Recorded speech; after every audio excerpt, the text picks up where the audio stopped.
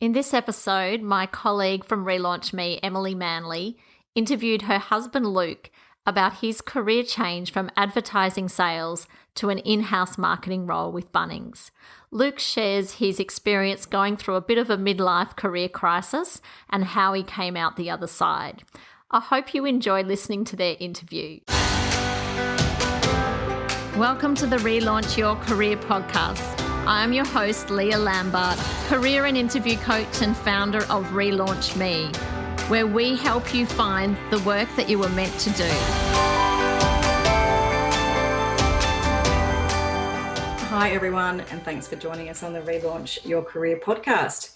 Today's guest is actually my husband, full disclosure, Luke Manley. I thought Luke's story was a good example of making a career pivot rather than having to make a drastic career change if you are feeling somewhat unfulfilled in your career.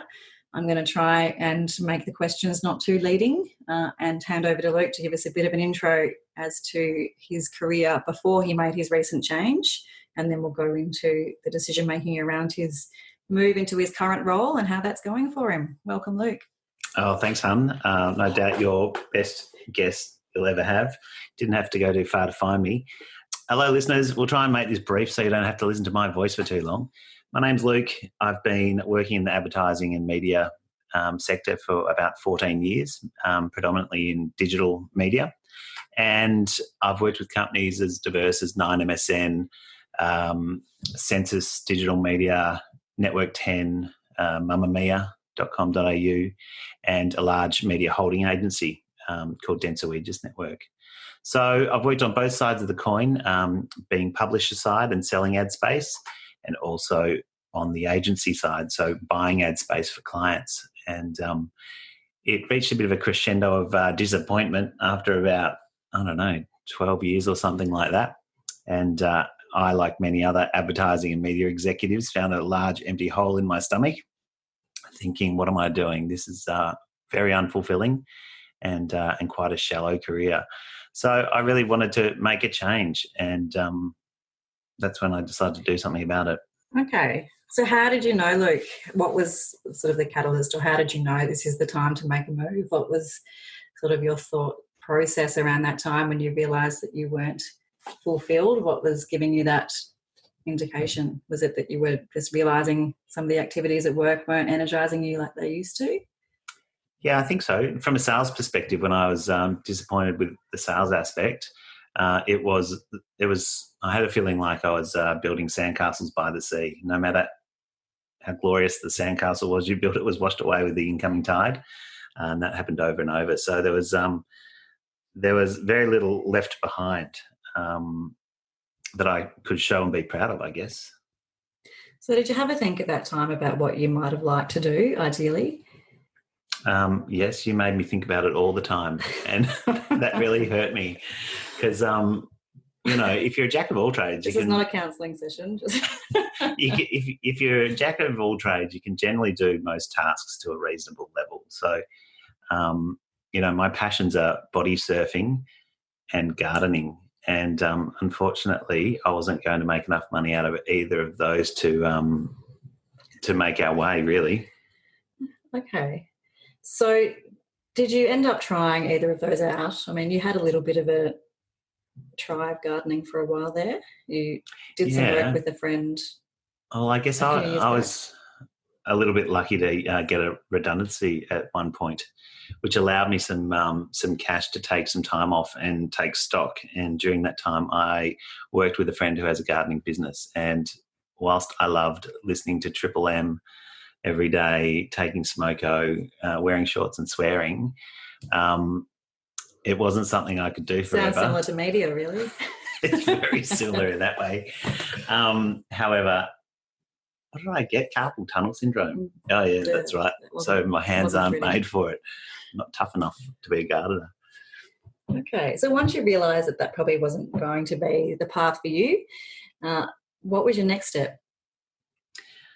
Well, you kept saying, Luke, you've got to think of a brand that you'd really like to work for,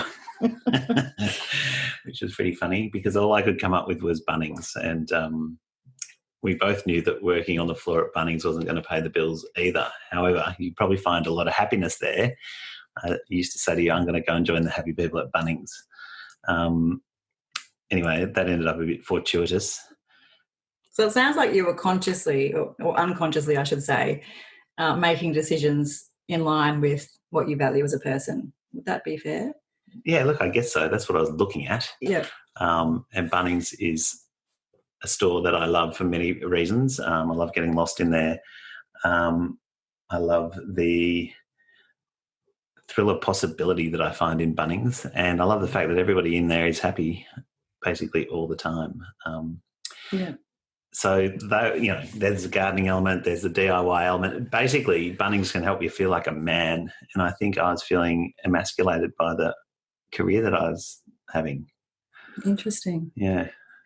Okay, so you were thinking for a while there about actually working in retail at Bunnings, weren't you? Actually working on the floor. I had promised myself that by the age of 55 I would be working on the floor at Bunnings. And just so our listeners know, this was an actual serious conversation that we had probably 18 months to 2 years ago, where Luke genuinely did think he might work at Bunnings on the floor in retail, advising customers, which would have been a perfect and fabulous role for him. It turns out he didn't end up doing that, and he stuck with his role a bit longer. Tell the listeners how it sort of all came to a head. So I was in the agency world, and that I could see there's a massive lot of change in my company, and I could see the writing was on the wall. Anyway, I was fortunate enough to have another redundancy. That's like winning the career lotto twice. And boy, did I enjoy that. But so I thought I was going to pivot into a data-driven role, which certainly has a massive future because everything's data-driven these days, and it was kind of utilising skills that I've built up along the way. But, well, it didn't really do it for me in my heart. It was a financial sort of decision that I thought I should follow. It was the best opportunity that was before me at the time. Anyway. And I think probably what would be worthwhile for the listeners to know is that Luke made that decision on a value that he actually doesn't rate all that highly, being finances. So that was always going to fail. I think if you make your decisions based on values that aren't actually that important to you, ultimately you will be dissatisfied and unfulfilled. So then what happened? Then there's a bit of fortune involved, really, but also a lot of networking that plays behind the scenes. I got a call from a person that had worked for me who had gone to Deloitte and had been working on a project, a digital transformation project for the Bunnings marketing department. And as if, I don't know, let's call it, I shouldn't call it sheer luck because it's not sheer luck, you make your own luck.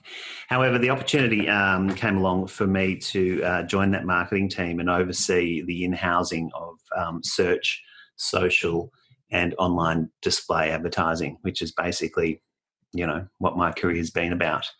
And to come and build a team to take that in-house from the agency. So it was an opportunity to work for basically the only brand that I've ever sort of singled out and admired and wanted to work for, but also utilise all the skills that I've built up so far and put them into action. So, listeners might go, well, that was bloody lucky. And I feel the same. It was bloody lucky. Well, I think we also probably need to let the listeners know just in terms of how you approach life and career and networking, you generally do reach out to people and people reach out to you and you do your best to help them.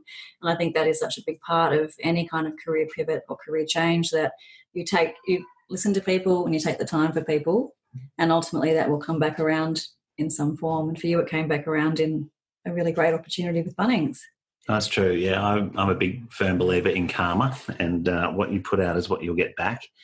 And I generally like helping people. It makes me feel good, right? And Emily talks about what fills your bucket and all that sort of stuff. Helping others fills my bucket, and I will always go out of my way to help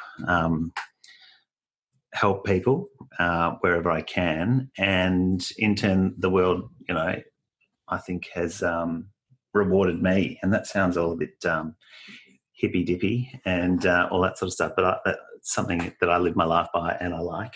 So maybe this is one of those times. The world's So for the benefit of listeners who might be thinking about either getting into that advertising and publisher media space versus, say, an in-house media or marketing position, what would you say are the key differences in terms of maybe the skills and strengths you need for each of those particular roles? Well, I guess first of all, I'll talk about the media side of things. So publisher, media and agency, they're very fast-moving, dynamic organisations, and people are worked really, really hard. They play really hard too. There's a lot of boozing, lunching. It's the last bastion of the long lunch. It's very social, but people are expected to be able to basically grab hold of any task, run with it and deliver at a high level. So, I think there's a lot of people get burnt out throughout that industry, but there's a lot of really good operators within it too. I've noticed on the client side, and it's my first time client side, that things move a little slower. More people want to put their stamp on each project. But the beauty of it is everybody's swimming in the same direction. And at Bunnings, once you're a red shirt, you drink the Kool-Aid and you shake the pom-poms and, you're as red as they can be. And I'm already that, love Bunnings, and so does everyone who works there. So they're the differences that I've noticed, and I'm enjoying getting used to, that new environment. Okay, so you went from, being quite unhappy career-wise and not really knowing what your next step was. Would you say now, it's early days obviously in your new role, but would you say that the move has been a positive one overall? Have there been any moments where you've still thought, well, I still wouldn't mind having a franchise or doing some gardening? Or I'm trying to, as I always have, enjoy that sort of outdoor time on the weekends. And amazingly, you were out in the garden with me yesterday deadheading the roses with our daughter, so thanks, hun. First time for everything. Look, I'm really, really loving it, and this is a place where you can, build a career long term. And 10 years tenure at Bunnings, you're a minnow. A lot of people have been there 20 plus. So it's an amazing organisation like that, and it continues to offer opportunity. They remunerate properly, and they care for their staff. And the first thing is all about team safety, and then everything comes after that. So it's a really caring environment, and I've really, really enjoyed that, rather than the cut and thrust of media, which is less caring, a little bit more. Oh, it's hard. Well, there's a lot of solo superstars in that environment, a lot of divorcees. So it takes its toll, that kind of that environment. So it's nice to be away from that. I think many people can probably relate with you, Luke, especially, people who are midlife or mid-career, who've been in corporate for a long time and are feeling quite disillusioned and just thinking, well, what is life all about? Is this really what I want to be doing for the next 25, 30 years? Is there any advice you can give to people like that who are still in a white-collar corporate environment and really feeling like they don't want to sit at a desk anymore and keep doing the same thing they've been doing? What would you say to somebody like that who's feeling like you were 18 months ago? Well, I'd take them out for a beer and say, you're not the only one. Like, midlife crises are real. And the fact that you said, you've sort of been working for 20 years, you've got 20 more in you. And a lot of people are at the point going, can I do this for another 20? And the answer is often no. So feeling trapped via things like mortgages, school fees, all the other things that are totally within our realm to fix, but are often very difficult to change, does leave individuals feeling trapped and regularly. So I can say you're not the only one, but it's important to potentially have a look at how you might change things up a little. It doesn't always have to be a lot. We all dream of running away and changing it a lot, but I think that's probably not as achievable as making some small amendments that start changing the course of your career. So I guess changing tack would be a nice sort of yachting phrase that makes sense, just to change the direction a little so that you can get the most out of the breeze and and move forward.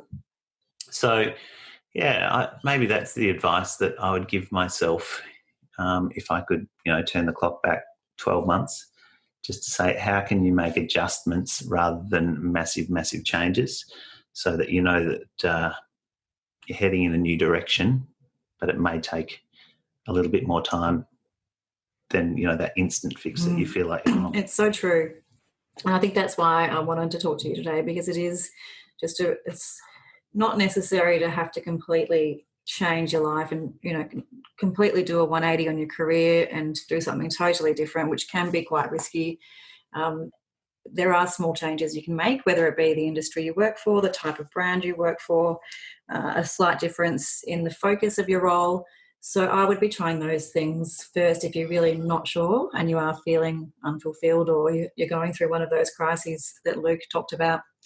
I would also say go and have a talk to a shrink. Just go and talk to a professional, and then a career coach. But, I thought I was absolutely losing the plot.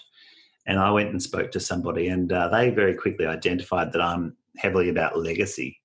When I talked about the sandcastles by the sea washing away, I was building no legacy throughout my career. And the only thing that brought me joy was, building up employees and watching them improve, I guess, because there was legacy in that. Moving over to this side, I'm building out a team for a brand that I like, and we're changing things and building a new way forward. So that is filling my bucket, because there's a lot of legacy in that, and something that I'm proud of, and I can, I guess, show my kids. So backpedaling there to the shrink, it costs you a couple of $100, but it might get more to the point of why you're feeling the way you are. And who knows, maybe you just need a sports car. Maybe you don't need to change your career at all, but it's probably not the case. I think that's absolutely right. And I think a lot of people do try and fumble through on their own and try and make sense of their thoughts and feelings around these things. And sometimes you do just need that objective party to listen and, to provide some advice based on your situation and to make you feel validated in your thoughts and feelings. I went and saw Leah as well, from Relaunch Me, and she's just such a ripper, as a UN. And teaching was one of the things that came out really strongly on something that I would be good at. And, I think I probably could be fulfilled as a teacher, but I now sort of get the fulfillment out of teaching my employees, my team members, on how to sort of be their best and cope with the corporate world, and how to play the game, as they call it, how to listen, how to ask questions, and maximise what they get out of people, and how they, fulfil those people's needs and meet their challenges. So I'm sort of taking a lot out of that, and it really focus on that part of my career, because I know that that's another thing that fills up my bucket. So thanks, Leah. Yeah, she's amazing. So with your role, Luke, now, so you're media manager for Bunnings? That's right, yeah. Can you just give our listeners a bit of an idea around what that actually means and what sort of tasks and activities or responsibilities you have day to day? Yeah, absolutely. So I run a team of individuals who look after the search marketing for Bunnings to ensure that we rank as highly as possible when you're looking up garden supplies or a hammer or whatever it might be, DIY. We also run all the social channels for Bunnings. So that's heavily Instagram driven, Facebook paid advertising, etc., Pinterest as well. And we run the online display advertising. So that's all the Bunnings ads that you see across banners across the internet, videos across YouTube and catch-up TV, etc. So we are constantly pivoting to the business's needs and putting out marketing messages to help consumers get the most out of Bunnings. Most recently, it's been a lot around COVID, around safety, and how we are operating in this sort of funny new world that we find ourselves in. But I'm very fortunate to be with a company that's still trading really well, helping people stay sane at home, and that's another source of pride for me, I guess. So that's what I do. Fantastic. And if somebody is looking to move into that area, marketing or media in-house, what sort of skills or strengths do you think they would need to be successful in that type of role? I think so. Media and advertising is it's a fine balance between creativity and analytics. So there's places for people on both sides of that sort of spectrum, which is handy. I think they just need to enjoy the act of or the theory of advertising, really. And there's a spot within those sections of those companies. But as far as in-house media and advertising, you probably need to go for one of the bigger companies. So companies like Bunnings, Woolworths, maybe some of the bigger health insurers, etc., are the type of companies that have got the potential to go that way. And would you say that you need like a bachelor degree to move into that sort of role or that sort of team? If you want to start at the lower levels, I don't think so. It's more about your attitude, really, which is can-do attitude. I always hire on the soft skills of what you can't teach, because I think you can teach most people most anything. So I think it's about being a great listener, getting down to the nitty-gritty or the key points of the brief, like what are we actually trying to achieve here, so that you can understand how to meet that brief. So if you are looking at a higher level, then digital background's really going to help you. Social media, if you've touched on any of that, or search advertising, will certainly see you with a leg up in my team. But there's other parts of the team that deal with content and putting the content out on the website and updating that all the time. And then there's parts of the team that, write the briefs that we send out to our agencies for, the next Bunnings ad, TVC or whatever it might be, or billboard. So it's pretty diverse, but it's good fun. Great. Okay, well, thank you so much, Luke, for joining us. It's been really great to put your story out there to our listeners. I think it'll be really helpful for lots of people who are struggling at the moment, or those who just want to know a little bit more about media and marketing. So thanks again for joining us. Pleasure. And if you're listening and you are struggling with your career, sitting idly by, doing nothing about it, it's probably not the way to go. Go and have a chat to somebody, chat to the team at Relaunch Me, because they really know their stuff. They're good help, and I just give you good, honest feedback, and it's useful to have an unbiased ear. You can tell he's in marketing. I wish you luck out there. Thanks, Luke.